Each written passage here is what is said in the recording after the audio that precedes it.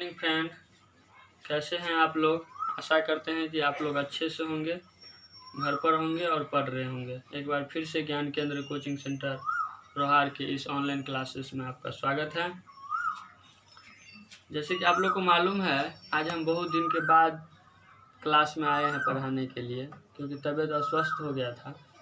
इसलिए आज NCERT book class 10th का 5.2 टॉपिक लेके आए हैं। तो अब हम देखेंगे 5.2 AP का। सबसे पहला क्वेश्चन में दिया हुआ है, निम्नलिखित सारणी में रिक्त स्थानों को भरिए जहां AP का प्रथम पद A, सार्वंतर D और nवां पद AN दिया हुआ है। आपको क्वेश्चन यानी बुक को क्या करना है, निकाल लेना है। उसमें से 5.2 निकाल लेना है चैप्टर, और चैप्टर को नंबर बाय नंबर आपको देखना है। जैसे फर्स्ट क्वेश्चन नंबर फर्स्ट में बोल रहा है, कॉलम दिया हुआ है। फर्स्ट क्वेश्चन में बोल रहा है A बराबर 7 दिया गया है।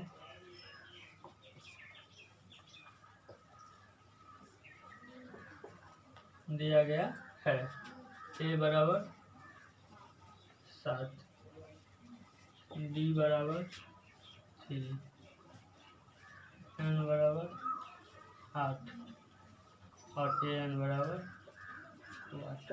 हमको क्या निकालना है, इसमें AN का मान निकालना है।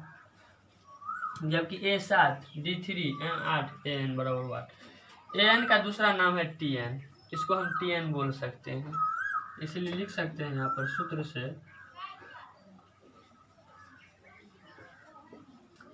से TN बोले या तो AN बोले, लिख सकते हैं इसको TN या AN बराबर। फार्मूला लिखाए थे पिछला वीडियो में। आप लोग अगर पिछला वीडियो नहीं देखे हैं तो कृपया पिछला वीडियो देख लीजिए, क्योंकि वहाँ देखने के बाद ही आपको चैप्टर टॉपिक समझ में आएगा, अन्यथा समझ में नहीं आएगा। पूरा का पूरा वीडियो देखिए। AN बराबर A प्लस N माइनस 1 और इंटू D। चूँकि TN या AN का मान हमको निकालना है, दिया तो हुआ नहीं। तो TN बराबर A दिया हुआ है 7, तो 7 प्लस N दिया हुआ है 8 माइनस 1, और D भी दिया हुआ है 3, तो 3 बराबर 7 प्लस 8 में से गया तो हो गया 7 गुना 3, यानी 7 प्लस 7 दिया 21, यानी इक्वल टू हो गया 28। अतः TN बराबर 28। यही मेरा क्या हो गया आंसर। अब फिर एक बार समझा दे रहे हैं। दिया गया है A बराबर कितना दिया हुआ है 7, D बराबर 3, N बराबर 8 और AN बराबर 8। तो क्या बोल रहा है फ्रेंड, यहाँ पर AN निकालने के लिए हमको AN निकालना है, कैलकुलेट करना है। जबकि सूत्र हमको मालूम है, पिछले वीडियो में हम डिफाइन किए थे TN या AN। तो TN बराबर हम लिख सकते हैं A plus N minus 1 DD। तो TN बराबर 7 प्लस, चूँकि A का मान कितना दिया हुआ है 7, प्लस N कितना दिया हुआ है 8 माइनस 1, और D का मान कितना दिया हुआ है 3। इसको कैलकुलेशन किए तो 7 प्लस 8 में से गया तो 7 गुना 3 इक्वल टू 7 प्लस 21 28। TN बराबर कितना 28। यही हमको कैलकुलेशन करना था। अब इसी का क्वेश्चन नंबर 2 में दिया हुआ है A बराबर माइनस 18, D बराबर 8, N बराबर 10 और AN बराबर 0। मतलब इसी तरह से आपको कैलकुलेशन जो जिस तरह से दिया हुआ है उसी तरह से आपको लिखना है और कैलकुलेशन कर लेना है। अगर आपसे क्वेश्चन नहीं बने तो आप कमेंट बॉक्स में कमेंट कर सकते हैं कि सर इतना नंबर क्वेश्चन नहीं बने, हम फिर इसको नेक्स्ट वीडियो में डाल देंगे। इसीलिए अब एक का पूरा क्वेश्चन अपने से खुद से ट्राई करना है, ठीक है, कोई दिक्कत नहीं आता।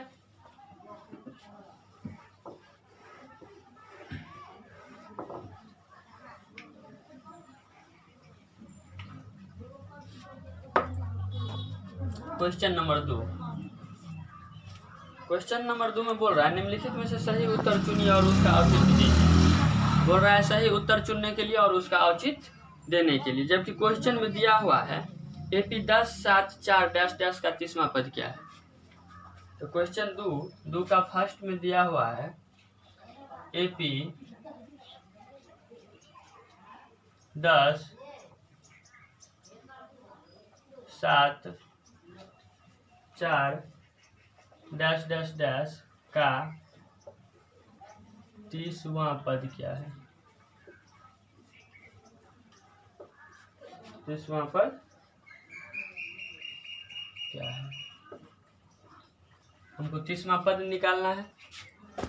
अब 30वां पद जो निकालेंगे तो यहाँ पर निम्नलिखित में सही उत्तर के चुनिए और उसका औचित्य दीजिए। बोल रहा है एपी इतना इतना का 30वां पद क्या है? चूंकि हमको मालूम है दिया गया है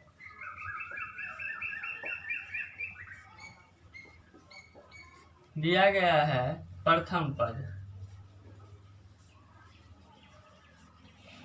1, कितना दिया हुआ है 10, सार्वंतर एपी 10 7 4 डैश डैश का 30वां पद क्या होगा?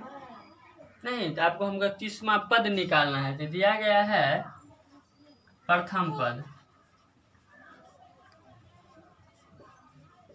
पद ए बराबर कितना दिया हुआ है 10, सार्वंतर डी बराबर कितना दिया हुआ है 7 माइनस 10 इक्वल टू -3 सूत्र से। और ये हमको n दिया, 30वां पद निकालना है ना, तो n दिया हुआ है, n कितना दिया हुआ है n बराबर 30 सूत्र से tn बराबर a प्लस n माइनस 1 और इंटू डी। tn बराबर ए कितना दिया हुआ है 10 प्लस n कितना दिया हुआ है, n का मान है 30 माइनस 1 और इंटू डी का मान कितना दिया हुआ है -3। 10 प्लस 30 में से 1 गया तो हो गया 29 और -3, यानी 10 प्लस माइनस माइनस 27 के साथ हाथ में 2 3 दूना 6 2 8 घट गया 10 तो हो गया 77 यानी -77। अतः tn बराबर -77, यही मेरा क्या हो गया आंसर, यानी ऑप्शन नंबर आपका हो गया सी। यहाँ पर देखना है 2 नंबर क्वेश्चन में बोल रहा था एपी इतना इतना का 30वां पद ज्ञात करने के लिए दिया गया है प्रथम पद बराबर 10, सार्वंतर बराबर -3 और n बराबर 30 दिया हुआ है। सूत्र से tn a plus n minus 1 और इंटू डी, a का मान है 10 प्लस n 30 माइनस 1 और इंटू डी का मान -3, यानी 10 प्लस 30 में से गया तो 29 -3 10 माइनस 87 माइनस 77, अतः tn बराबर कितना हो गया -77। यहाँ तक कोई दिक्कत नहीं। अब आशा करते हैं कि इसका 2 नंबर क्वेश्चन आप खुद से ट्राई कीजिएगा, अगर नहीं बने तो फिर भी आप कमेंट बॉक्स में कमेंट करके बोलिएगा, हम इसको सॉल्व कर देंगे। अब क्वेश्चन नंबर 3।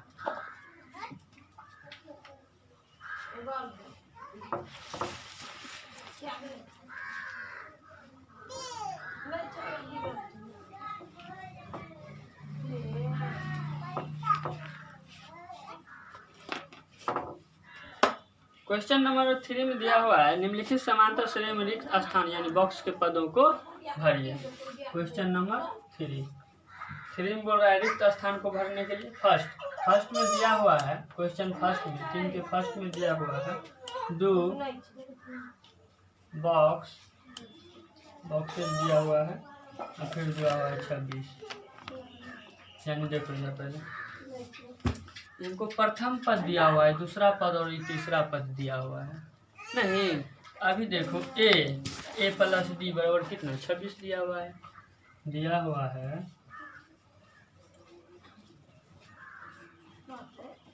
दिया गया है a बराबर कितना 2 दिया हुआ है। हमको a प्लस डी निकालना है, क्योंकि a प्लस डी बराबर कितना 26। नहीं, अभी 1 और 2 अभी हमको निकालना है a प्लस डी, क्योंकि प्रथम पद दूसरा पद में है a, तो निकालना तो है a प्लस डी, लेकिन इसका स्थान कितना पर है दूसरा स्थान पर, इसीलिए हम लिखेंगे a प्लस डी बराबर कितना 26। नहीं, समीकरण फर्स्ट यहाँ पर लिख देते हैं, समीकरण फर्स्ट में a का मान रखने पर, अब समीकरण फर्स्ट है a प्लस 2d बराबर 26 ए का मान कितना है 2, तो 2 + 2d बराबर 26, तो हो गया 2d बराबर 26 - 2, तो 2d बराबर हो गया 24, d बराबर हो गया 24/2 यानी 12, d बराबर 12। अब हमको d निकल गया 12, चूँकि हमको निकालना है दूसरा पद, नहीं तो दूसरा पद का व्यापक रूप क्या होता है? दूसरा पद का व्यापक रूप होता है a + d बराबर a का मान कितना है 2 + d कितना निकाले हैं 12, तो 12 × 2 14। नहीं, ये मेरा क्या हो गया आंसर, यहाँ पर हम कितना भर देंगे 14।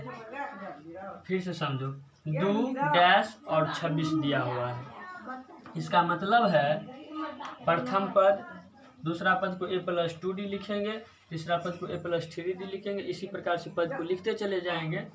और जहाँ पर हमको गैप यानी बॉक्स दिया हुआ रहेगा उसको हम गिनती में मतलब 2 3 ऐसे लेंगे। जैसे यहाँ पर a कितना है 2 है, अब यहाँ पर दूसरा स्थान पर है बॉक्स, इसीलिए हम यहाँ पर लिखेंगे + 2d बराबर कितना 26, यानी जितना स्थान पर बॉक्सेज रहे उतना स्थान को वहाँ पर लिखना है। और समीकरण आएगा a + 2d बराबर 26 फर्स्ट, समीकरण फर्स्ट में a का मान रखने पर रख दिए तो हो गया 26, 2d बराबर 26 - 2 यानी 24, d बराबर हो गया मेरा 12। अब हमको यहाँ पर दूसरा पद निकालना है, क्योंकि दूसरा पद का व्यापक रूप a + d होता है, तो a का मान कितना 2 और + d का मान कितना 12 इजकल टू 14, यानी दूसरा पद मेरा कितना आ गया 14। इसी प्रकार से आप लोग तीसरा का सारे क्वेश्चन बना सकते हैं। अगर फिर भी दिक्कत हो तो आप कमेंट बॉक्स में कमेंट कर सकते हैं, कोई दिक्कत नहीं आता। क्वेश्चन नंबर 4 में दिया हुआ है AP 3 8 13 का कौन सा पद 78 है? तो AP दिया हुआ है AP 3 8 13 18 कौन सा पद 78 है?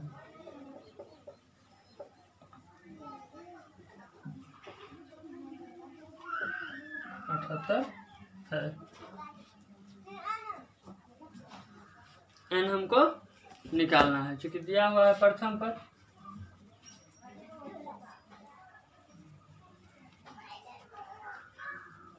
दिया गया है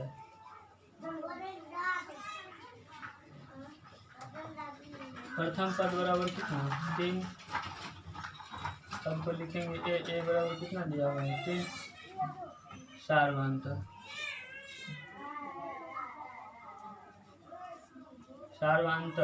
यानी d दिया हुआ है 8 - 3 इजकल टू 6। tn हमको दिया हुआ है 3 इजकल टू हो गया 5, क्योंकि tn बराबर दिया हुआ है कितना 78, इसीलिए सूत्र से tn बराबर a + n - 1 × d। tn दिया हुआ है 78, तो 78 बराबर a भी दिया हुआ है a 3 है प्लस n - 1 और इंटू d का मान दिया हुआ है 5। 78 - 3 बराबर हो गया n - 1 और इंटू 5 हो गया 75, 3 गया तो 75 बराबर n - 1 इंटू 5 यानी n - 1 इंटू 5 बराबर 75। यहाँ से इधर लिख लेंगे तो हो गया n - 1 बराबर 75/5, 5 × 5 = 25, n - 1 बराबर हो गया 15, n बराबर हो गया 15 और 16। अतः